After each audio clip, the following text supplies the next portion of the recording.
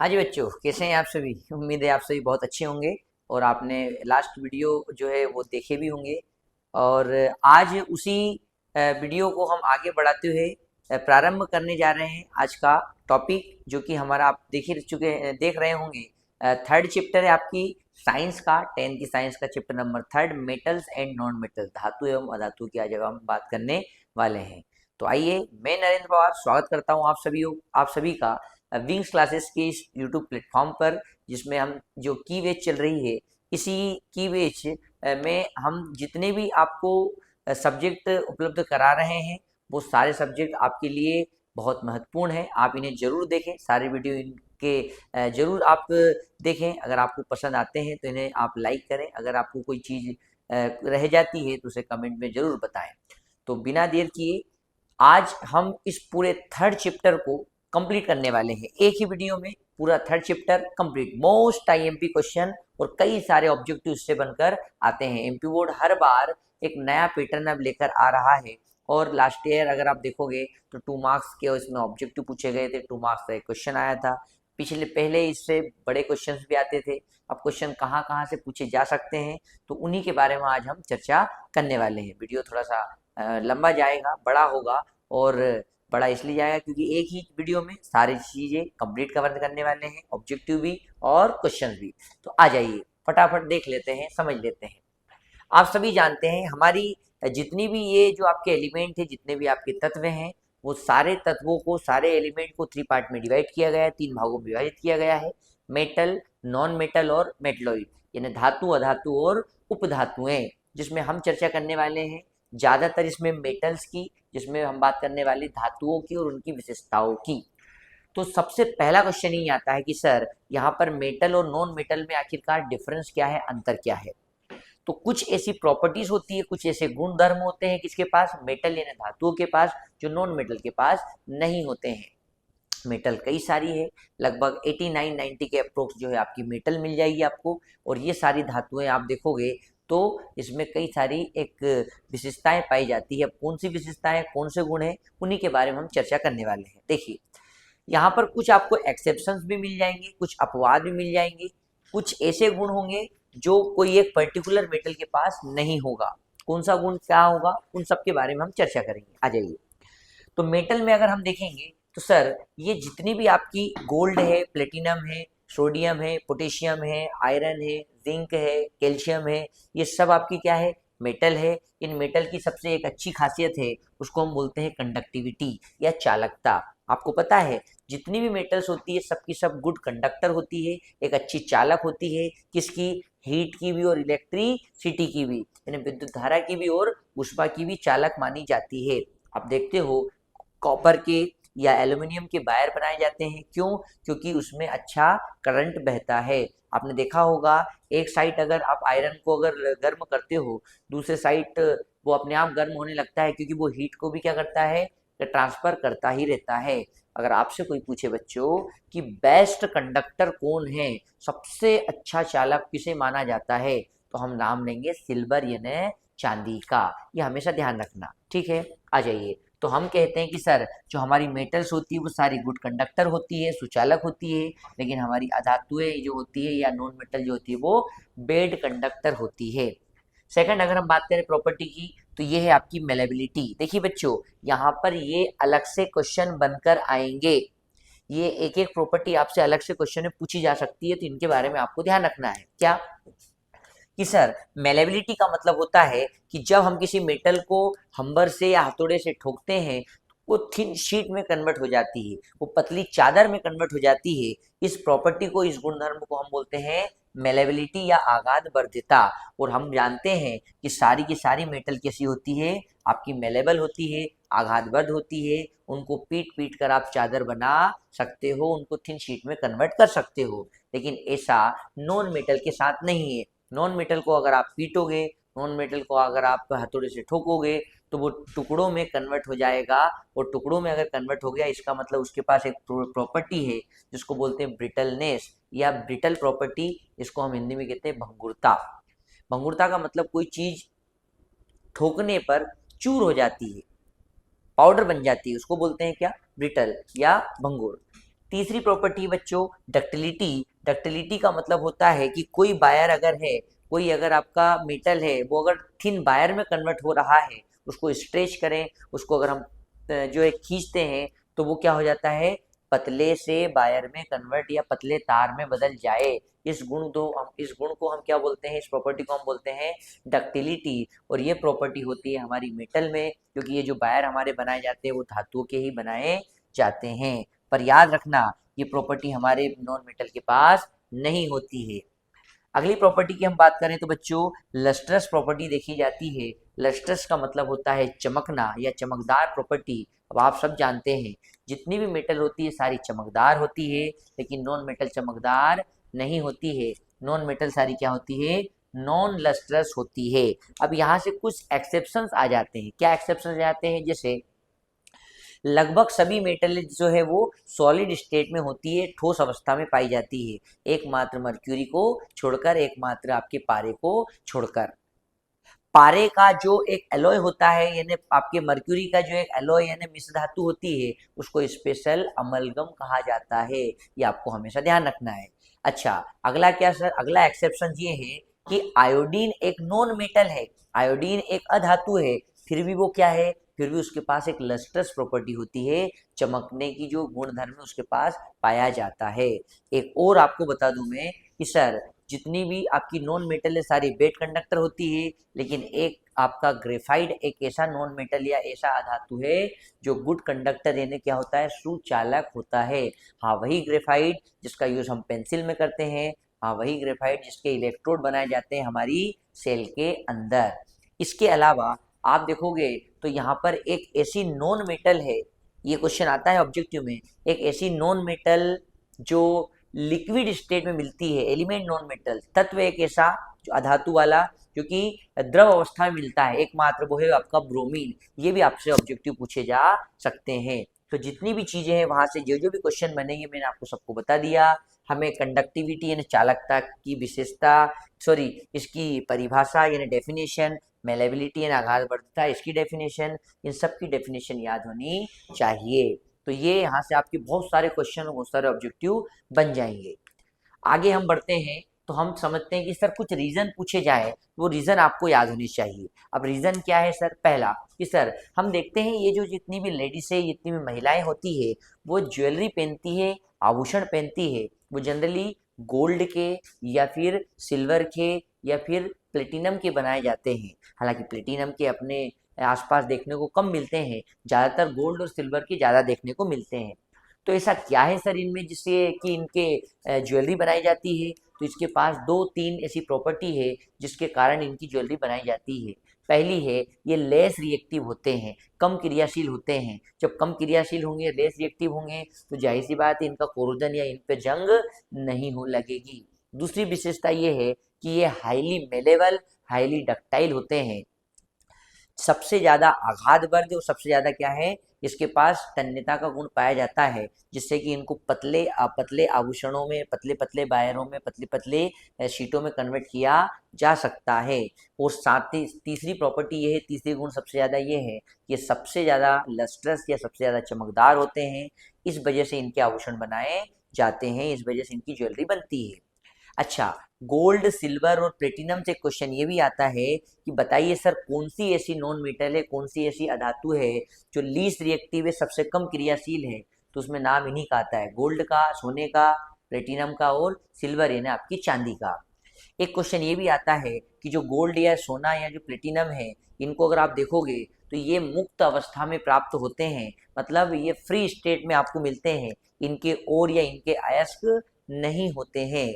और एक क्वेश्चन और पूछा जाता है गोल्ड से, ये जो गोल्ड या सोना होता है, इसकी जो प्यूरिटी है, इसकी जो हम कहें कि शुद्धता है, वो किसमें मापी जाती है, तो उसकी शुद्धता मापी जाती है हमारे कैरेट में।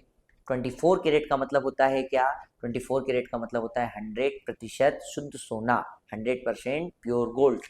अच्छा, यहाँ तक कि आपने देखा भी होगा कि 22, 21 कैरेट के आपके आभूषण बनाए जाते हैं, 24 कैरेट के आभूषण नहीं बनते हैं। क्यों नहीं बनते हैं, उसका रीजन है गोल्ड जो है बहुत ज़्यादा सॉफ्ट मेटल है, उसको थोड़ी सी हार्डनेस प्रोवाइड करने के लिए उसमें कॉपर या उसमें सिल्वर की इम्प्योरिटी मिलाई जाती है।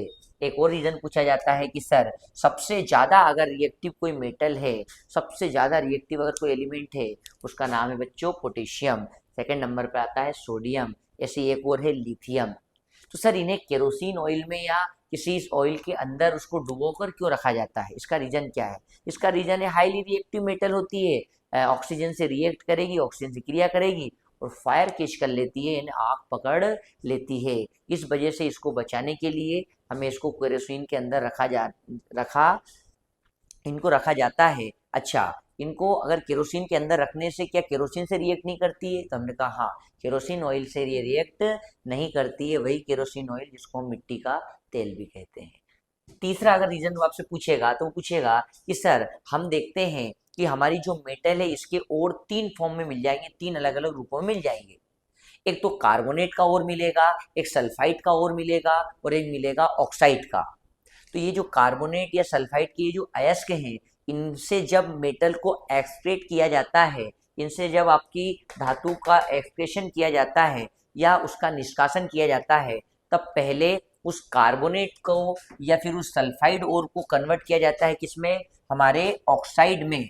क्यों सर? क्योंकि ऑक्साइड से मेटल को एक्सट्रैक्ट करना इजी होता है, ऑक्साइड के अयस्क को हमारी धातु को निष्कासित करना आसान होता है, इसलिए पहले उसको कन्वर्ट किया जाता है ऑक्साइड ओर में। इस तरीके से आप देख रहे हो कि हमारे पास यहाँ पर मेटल और नॉन मेटल और नॉन मेटल इनके बीच में आपस में बॉन्ड बनते हैं। बॉन्ड मतलब बंध बनते हैं। तो अगर आपका बॉन्ड बना है किस किस के बीच में? मेटल और नॉन मेटल के बीच में, तो उस बॉन्ड को हम बोलते हैं आयोनिक बॉन्ड। आयोनिक बॉन्ड को हम हिंदी में कहते हैं आयनिक बंध। अब ये जो आयनिक बंध होता है, ये आयनिक बंध इलेक्ट्रॉनों के डोनेशन से या इलेक्ट्रॉनों के रिसीविंग से बनता है। मतलब इलेक्ट्रॉनों के दान करने से, इलेक्ट्रॉनों के ग्रहण करने से बनता है। जो मेटल और नॉन मेटल के बीच में बनता है, धातु और अधातु के बीच में बनता है, ये स्ट्रोंग बॉन्ड होता है और इसकी कई सारी विशेषताएं भी है। क्योंकि जब आयनिक बॉन्ड से जो एक कंपाउंड बनता है, आयनिक बंध से जो एक यौगिक बनता है, उसको हम बोलते हैं आयनिक कंपाउंड या आयनिक यौगिक। ऐसे ही जब आपकी अगर कोई नॉन मेटल है और एक और दूसरा भी क्या है, नॉन मेटल है, इनके बीच में जो बॉन्ड बनता है उसको हम बोलते हैं कोवेलेंट बॉन्ड। क्योंकि कोवेलेंट बॉन्ड को हम हिंदी में कह सकते हैं सहसंयोजक बंध। यहाँ पर ये जो आपका बॉन्ड, ये जो आपका बंध बनता है, इसमें इलेक्ट्रॉनों की शेयरिंग होती है, इलेक्ट्रॉनों का साझा होता है। और ये आप चैप्टर में पढ़ोगे, कौन से में? 4th में। चैप्टर 4 में आपको कोवेलेंट बॉन्ड ही पढ़ने को मिलेगा। सर जैसे कहा, जैसे मान लो आपने H2O में जो बॉन्ड बना दिखेगा वो क्या है? कोवेलेंट बॉन्ड है, क्योंकि हाइड्रोजन भी एक नॉन मेटल है, ऑक्सीजन भी एक नॉन मेटल है। जबकि अगर NaCl में बॉन्ड बना आपको दिखेगा तो वो क्या होगा? आयोनिक बॉन्ड होगा, क्योंकि Na एक सोडियम यानी एक मेटल है, जबकि क्लोरीन एक क्या है? Non metal. याद रखना, आयोनिक बॉन्ड होता है स्ट्रॉन्ग, कोवेलेंट बॉन्ड थोड़ा सा वीक यानी कमजोर होता है। अच्छा, तो सर एक बात बताइए, ये जो आयनिक कंपाउंड बनेंगे कैसे होंगे? मतलब NaCl जनरली कैसा मिलेगा? तो हमने कहा ये दृढ़ सॉलिड होते हैं, दृढ़ ठोस होते हैं, रिजिड सॉलिड होंगे। अब सर ये रिजिड अगर सॉलिड है, दृढ़ ठोस है, तो ये वाले कंपाउंड कैसे होंगे? तो ये किसी भी तरीके से हो सकते हैं। ये देखो यहाँ लिक्विड भी फॉर्म में मिल जाएगा, CO2 गैस फॉर्म में मिल सकता है, या फिर सॉलिड फॉर्म में भी मिल सकता है। तीसरा अगर आपसे पूछे कि सर ये जो आपके कोवेलेंट कंपाउंड होते हैं, आयनिक कंपाउंड होते हैं, इन दोनों में और क्या डिफरेंस है और क्या अंतर है? तो हम लिखते हैं कि सर जितने भी आपके आयनिक कंपाउंड होंगे ये मोर रिएक्टिव, अधिक क्रियाशील होते हैं, जबकि कोवेलेंट कंपाउंड होते हैं वो कम क्रियाशील या लेस रिएक्टिव होते हैं। साथ साथ जितने भी कोवेलेंट आपके कंपाउंड बनेंगे वो आपके वाटर में क्या होंगे? इनसोल्यूबल, जल में अघुलनशील होते हैं, जल में नहीं घुलते हैं। जबकि हमारे विचारे ये आयनिक कंपाउंड आसानी से जल में घुल जाते हैं, आसानी से उसमें मिक्स हो जाते हैं। अगला है कि जितने भी आपके ये आयनिक कंपाउंड होते हैं, जैसे NaCl, ये गुड कंडक्टर होते हैं, इलेक्ट्रिसिटी के विद्युत धारा के सुचालक होते हैं, जबकि ये आपके विद्युत धारा के कुचालक यानी बेड कंडक्टर माने जाते हैं। इस तरीके से ऐसे ही इसमें कुछ आपके डिफरेंस है। यहाँ से एक नहीं, दो नहीं, बल्कि 3 आपके क्वेश्चन कंप्लीट हो जाते हैं। क्या क्या? पहला, इन दोनों में डिफरेंस आएगा तो आप लिख दोगे। दूसरा कि सर कोवेलेंट बॉन्ड किसके बीच में बनता है और आयनिक बॉन्ड किसके बीच में बनता है, वो आप लिख दोगे। यहाँ तक कि ये क्वेश्चन और आता है कि सर एक बात बताइए, आयनिक कंपाउंड जो होते हैं उनके जो मेल्टिंग एंड बॉइलिंग पॉइंट होते हैं वो हाई होते हैं। ऐसा क्यों? क्योंकि उनके बीच में बनता है हमारा आयनिक बॉन्ड। जो बॉन्ड स्ट्रॉन्ग होता है, इसको ब्रेक करने के लिए, इसको तोड़ने के लिए ज़्यादा एनर्जी की रिक्वायरमेंट होती है, इसलिए आयनिक कंपाउंड के मेल्टिंग या बॉइलिंग पॉइंट हाई होते हैं। ये सारे क्वेश्चन आपके आपके लिए बहुत ज़्यादा महत्वपूर्ण है, बहुत ज़्यादा इंपॉर्टेंट है। तो इन सभी चीज़ों का आप स्क्रीनशॉट ले लें जल्दी से फटाफट, और जैसे ही आप स्क्रीनशॉट लेते हैं उसके बाद हम और जो बचे क्वेश्चन है बहुत महत्वपूर्ण वाले, वो सारे इंपॉर्टेंट क्वेश्चन आप कंप्लीट कर लेते हैं। तो फटाफट इसका स्क्रीनशॉट ले लीजिए, मैं हो जाता हूँ एक्साइट। हाँ जी बच्चों, ले लिया आपने स्क्रीनशॉट? तो आइए अब हम अगले जो बचे क्वेश्चन है उन सभी क्वेश्चन को फटाफट कंप्लीट कर लेते हैं। देखिए बच्चों, आप सभी जानते हैं मेटल अपने ऑक्साइड बनाती है, नॉन मेटल भी अपने ऑक्साइड बनाती है। मेटल के जो ऑक्साइड होते हैं या धातु के जो ऑक्साइड होते हैं वो क्षारीय प्रकृति के होते हैं, यानी बेसिक नेचर के होते हैं। और जो आपके नॉन मेटल के ऑक्साइड होते हैं यानी अधातु के जो ऑक्साइड होते हैं वो अम्लीय प्रकृति के होते हैं। अब आप सब जानते हो मेटल के ऑक्साइड क्षारीय प्रकृति के यानी बेसिक प्रॉपर्टी के होते हैं, पर कुछ ऐसी मेटल होती है, कुछ ऐसी धातुएं होती है जो अपने ऑक्साइड बनाती है, पर वो जो ऑक्साइड होते हैं वो दोनों तरीके का नेचर रखते हैं, दोनों तरीके की प्रकृति रखते हैं, अम्लीय प्रकृति भी और क्षारीय प्रकृति भी। क्या सर, क्या इससे क्वेश्चन आएगा? बिल्कुल आएगा। एक्चुअल में आपसे पूछा जाता है एम्फोटेरिक ऑक्साइड। एम्फोटेरिक ऑक्साइड जिसको हम बोलते हैं उभयधर्मी ऑक्साइड, ये कौन होते हैं सर? ये वे मेटलिक ऑक्साइड होते हैं, ये वे आपके धात्विक ऑक्साइड होते हैं जिनके पास एसिडिक और बेसिक यानी अम्लीय और क्षारीय दोनों प्रकार के गुण इनके देखने को मिलते हैं। अच्छा, तो हम सर इसमें किसका एग्जाम्पल लें? सबसे अच्छा एग्जाम्पल है बच्चों एल्यूमिनियम और जिंक। एल्यूमिनियम और जिंक के जो ऑक्साइड होते हैं वो अम्लीय और क्षारीय दोनों प्रकृति के होते हैं। सर इसका पता कैसे लगेगा? हम जब आंसर लिखेंगे तो हम कैसे प्रूव कर पाएंगे कि एल्यूमिनियम का ऑक्साइड अम्लीय भी है और क्षारीय भी है? तो हमने एक रिएक्शन पढ़ रखी है, न्यूट्रलाइजेशन रिएक्शन। और उस न्यूट्रलाइजेशन रिएक्शन यानी उस उदासीनीकरण अभिक्रिया में हमने देखा था कि जब आप एसिड की रिएक्शन बेस से कराते हो, जब आप आपके अम्ल की क्रिया किससे कराते हो? क्षार से कराते हो, तो क्या बनता है? सॉल्ट बनता है। और क्या बनता है? वाटर बनता है। यानी यहाँ पर आपका बनेगा लवण और यहाँ पर आपका बनेगा क्या बनेगा? यहाँ पर जल। तो आपने एक बात तो तय कर ली है कि सॉल्ट और वाटर का फॉर्मेशन कब होगा, यानी जल और लवण का निर्माण कब होगा? जब एसिड से रिएक्शन करेगा बेस या अम्ल से रिएक्ट करेगा हमारा क्षार। तो आइए हम एक एग्जाम्पल लेते हैं। किसका? हम एग्जाम्पल लेते हैं हमारे एम्फोटेरिक ऑक्साइड का। हमने एग्जाम्पल किसका लिया? एल्यूमिनियम ऑक्साइड का हमने एग्जाम्पल ले लिया। एल्यूमिनियम ऑक्साइड मतलब क्या? Al2O3। इस Al2O3 को अगर आप देखोगे तो ये क्या है? हमारा एल्यूमिनियम ऑक्साइड है। अच्छा सर, अगर ये एक एल्यूमिनियम ऑक्साइड है तो कभी वो एसिड की तरह बिहेव करेगा और कभी वो करेगा बेस की तरह बिहेव।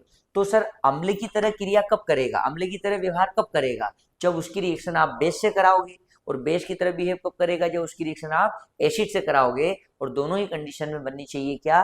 दोनों ही कंडीशन में आपका बनना चाहिए लवण एवं जल, यानी सॉल्ट एंड वाटर। तो आइए इसकी हम रिएक्शन कराते हैं। आप सब जानते हो बच्चों कि यहाँ पर अगर हम HCl की बात करें यानी हाइड्रोक्लोरिक अम्ल होता है, तो अगर ये एसिड है तो फिर ये क्या होगा? बेस। पर कब? जब दोनों मिलकर क्या बनाएंगे?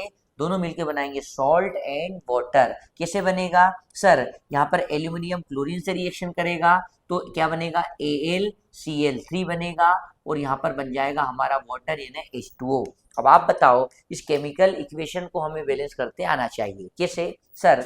यहाँ पर जब आपने कहा कि एल्यूमिनियम 2 है तो यहाँ पे 2 का मल्टीप्लाई करना पड़ेगा।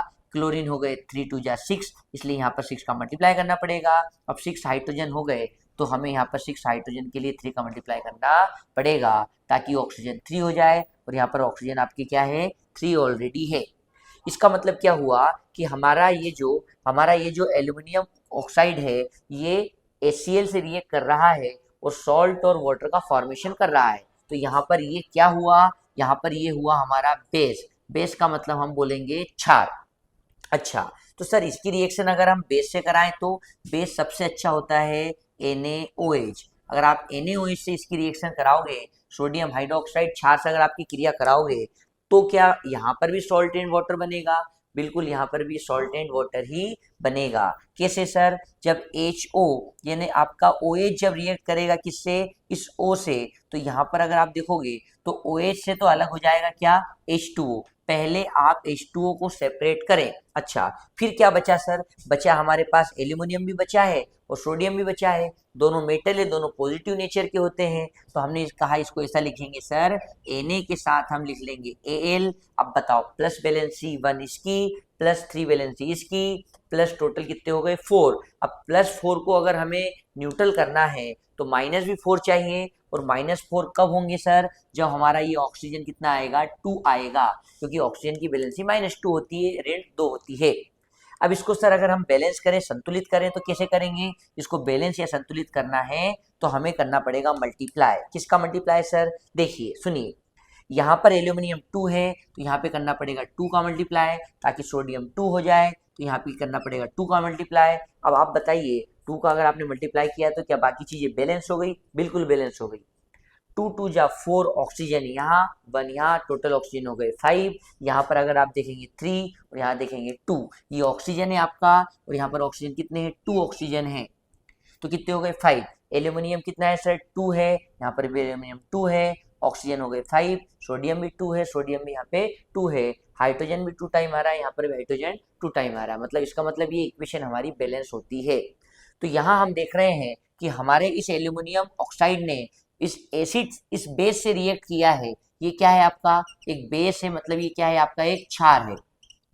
तो अब बताइए, क्षार से कोई चीज अगर रिएक्ट कर रही है और सॉल्ट और वाटर यानी लवण और जल का निर्माण करती है, तो बताइए ये क्या होगी? ये हमारी क्या होगी? एसिड होगी, यानी हमारा ये अम्ल होगा। तो यहाँ पर ये एल्यूमिनियम ऑक्साइड एसिड की तरह, जबकि यहाँ पर ये बेस की तरह रिएक्ट कर रहा है। तो कहने का मतलब एल्यूमिनियम का जो ऑक्साइड है वो एक एम्फोटेरिक ऑक्साइड होता है, अम्लीय और क्षारीय यानी एसिडिक और बेसिक दोनों बिहेव जो है शो करता है। तो आइए अब हम आगे बढ़ते हैं। आगे अगर आपसे पूछे जाए कुछ रीजन, क्या रीजन? कि सर जो कॉपर होता है, जो हमारा तांबा होता है, ये एक अच्छा रिएक्टिव मेटल है, एक अच्छा जो है चालक है, फिर भी इसका यूज किया जाता है हॉट वाटर टैंक बनाने के लिए। गर्म पानी का जो पात्र होता है, गर्म पानी का जो टैंक होता है, वो कॉपर का बनाया जाता है, आपके लोहे का या आयरन का नहीं। ऐसा क्यों? इसका रीजन ये है कि आपका जो आयरन है, उस आयरन के कंपैरिजन में, उस आयरन की तुलना में हमारा कॉपर बहुत अच्छा चालक होता है, बहुत अच्छा कंडक्टर होता है हीट का। और साथ साथ एक बात और ध्यान रखना कि कॉपर या आपका तांबा किसी हॉट या कोल्ड वाटर से रिएक्ट नहीं करता है, किसी गर्म और ठंडे जल से रिएक्ट या क्रिया नहीं करता है। इस वजह से उसका यूज किया जाता है, उसका उपयोग किया जाता है किसमें? हॉट वाटर टैंक यानी गर्म पानी के टैंक को बनाने में। एक क्वेश्चन आता है कि सर एक पेशेंट होते हैं, कौन पेशेंट सर? जो एनीमिया के पेशेंट होते हैं। एनीमिया के पेशेंट मतलब जो एनीमिया के मरीज होते हैं, इन सारे मरीजों को पालक खाने की सलाह यानी स्पाइनेच खाने की सलाह क्यों दी जाती है? ऐसा क्यों? तो हम कहेंगे स्पाइनेच इसलिए खाने की सलाह दी जाती है क्योंकि स्पाइनेच जो होता है, जो हमारा पालक होता है, इस पालक की अगर हम बात करें तो पालक में आयरन भरपूर होता है। एनीमिया का अगर कोई पेशेंट है, यानी आपका एनीमिया का अगर कोई मरीज है, तो उसमें हीमोग्लोबिन की डिफिशियंसी होती है, हीमोग्लोबिन की कमी होती है, और हीमोग्लोबिन के लिए चाहिए कौन? आयरन यानी लोहा। और लोहा सबसे ज़्यादा होता है किसमें? सबसे ज़्यादा होता है हमारे पालक या स्पाइनेच में। इसलिए लोहे वाली जो आपकी सब्जियां हैं, जिसे आपने देखा होगा कि जितनी भी सब्जियां ऐसी होती जिनको काटने पर वो ब्लैक हो जाए अंदर से, उन सारे में आयरन का अमाउंट ज़्यादा होता है। आप चाहे तो आपके बैगन का एग्जाम्पल ले सकते हो, आप चाहे तो आपके एप्पल जो फ्रूट में आता है, एप्पल का, बनाना का, ये सारे ऐसे फ्रूट या वेजिटेबल है जिसमें आयरन का अमाउंट ज़्यादा होता है।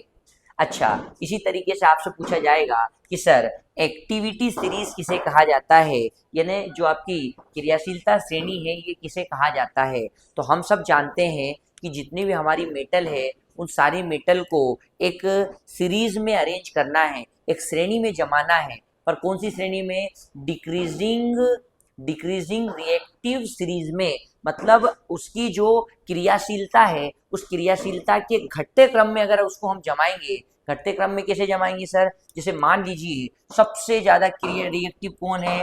पोटेशियम है, उसके बाद कौन है? सोडियम है, उसके बाद कौन है? लिथियम है। इस तरीके से हम इनको जब डिक्रीजिंग रिएक्टिविटी की सीरीज में अगर जमाते हैं, क्रियाशीलता के घटते क्रम के रूप में अगर हम जमाते हैं, तो उस श्रेणी को हम क्या बोल देते हैं? रिएक्टिव सीरीज बोल देते हैं या क्रियाशीलता श्रेणी बोल देते हैं। इसको सक्रियता श्रेणी भी कहा जाता है।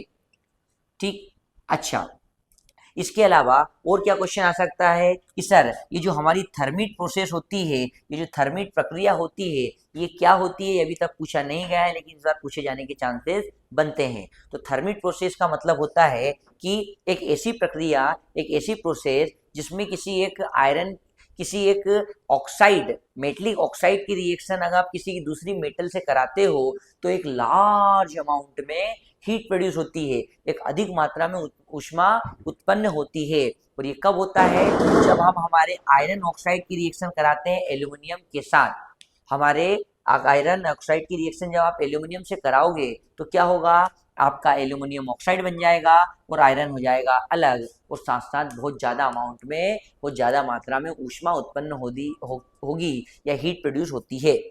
अच्छा सर, इसका यूज़ कहाँ किया जाता है? आप जानते हो कि जो रेलवे ट्रैक होते हैं, जो रेल की पटरियाँ होती है, उन पटरियों को ज्वाइन करने के लिए, उन ट्रैक्स को ज्वाइन करने के लिए थर्मिट प्रोसेस का यूज़ किया जाता है, और ये आपको ध्यान रखना है, आपको याद रखना है।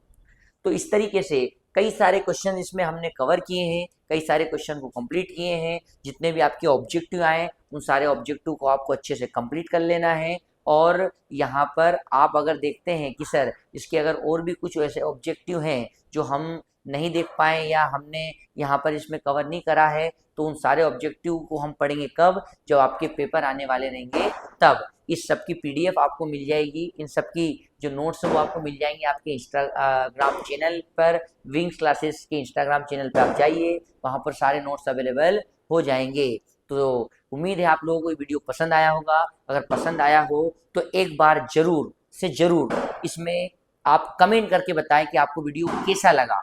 आप कमेंट जरूर करें, और यहाँ पर कौन सा टॉपिक सबसे अच्छा लगा, जो टॉपिक आपको नहीं आता है, वो आपको समझ में आया, वो टॉपिक भी आप लिखें। तो आज का जो ये वीडियो है यहीं पर हम समाप्त करते हैं। इस तरीके से लगभग सारे मोस्ट आईएमपी क्वेश्चन इस थर्ड चैप्टर के कंप्लीट हो चुके हैं। आप उम्मीद है आप लोग इसे अपने फ्रेंड के साथ शेयर करेंगे। अगर आपने चैनल को सब्सक्राइब नहीं किया है तो सब्सक्राइब भी कर लें, वीडियो को लाइक करें, और बेल आइकन अगर आपने नहीं दबाया तो दबा लें, ताकि आपको डेली नोटिफिकेशन मिल जाए। तो धन्यवाद आज के लिए, thank you so much, bye bye.